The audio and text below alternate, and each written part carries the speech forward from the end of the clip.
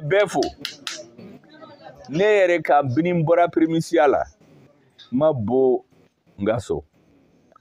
ntara siyɛn fila bɔra kɛnɛ ma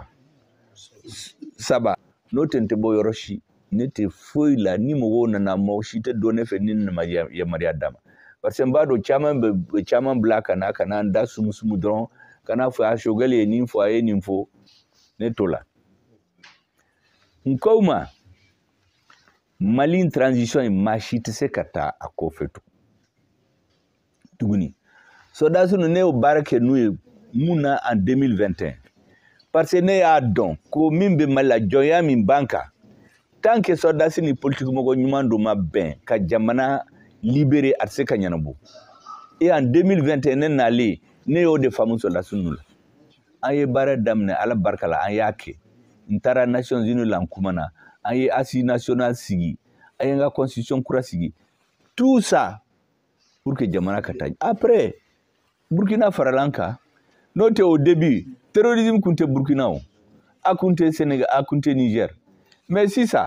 a ye Burkina minɛ a ye Niger minɛ hali Côte d'Ivoire y'a minɛ hali Benin président o don a ye kuma fɔ ko u ka gouvernement échouera fɛn min na o ye terrorisme kɛlɛ de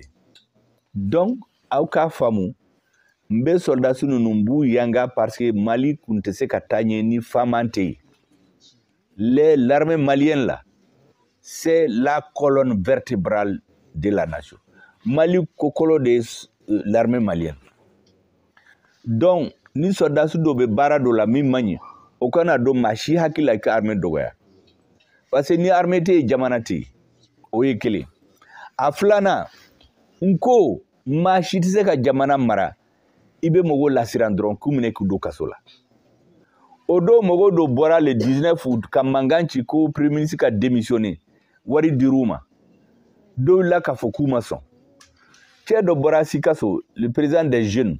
k'a fɔ dɔrɔn u kan ka kuma ka ɲɛmɔgɔw labɛn au lieu k'u fitinɛ k'u don ɲɔgɔn la u ye mɔgɔw minɛ ka taa minɛ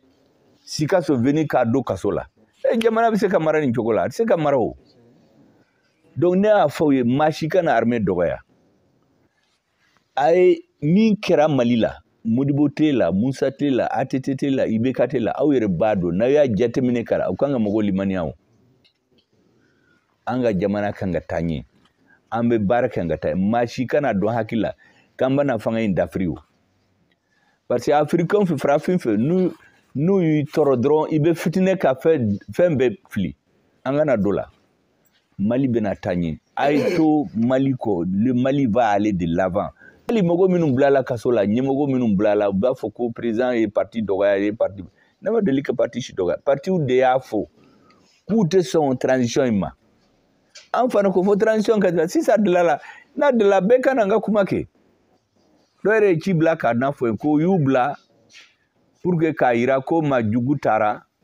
sisan olu de bɛ bila que olu hakili sigilen don olu b'a dɔn ko Kader ninnu Buba Sise ninnu Ali Mariam Koita ninnu Choguel m'u bila kaso la o ni y'u bila kaso la u b'u dɔn mais u bɛ k'u labɛn ne ye bɛɛ lamɛn ne bɛ bɛɛ lamɛn sigilen bɛ yɔrɔ la o Mali ka intérêt bɛ yɔrɔ min na ne b'a dɔn ne kɔni b'a dɔn ko jamana tɛ se ka taa ɲɛ ni politique ɲɛmɔgɔw ba ɲɔgɔn minɛ ka tɛgɛ di ɲɔgɔn ma ka jamana taa ɲɛ maintenant l'opposition et le pouvoir là ça va toujours exister cogo o cogo n'i ye fanga ta dɔ bɛ sɔrɔ min tɛ sɔn i ma o hali Ala min y'an bɛɛ dilan dɔ bɛ yen u tɛ sɔn Ala ma donc ça ne doit pas surprendre les gens o y'o kuma dɔ fɔ ka barika d'aw ye k'a fɔ Ala ka san wɛrɛ jira an na a ye ɲɔgɔn bonya an ka jamana fɛ an ka l'armée fɛ a ye ka hakili sigi a ye le sens de l'histoire maa si kana fitinɛ dɔn an hakilila k'an ka joli wuli dɔn ka jamana tiɲɛ jamana man ka dafiri parce que toute l'Afrique bɛ k'an lajɛ sisan bɛɛ bɛ ka Mali dɔrɔn de lajɛ sisan donc an kana ko tiɲɛ an ka ko bɛɛ kɛ an ka jamana ka se ka taa ɲɛ i ye kuma barikama minnu fɔ je crois que bɛ se ka résumer nin la en bamanankan na mais vraiment merci beaucoup aw ni cɛ ni baraji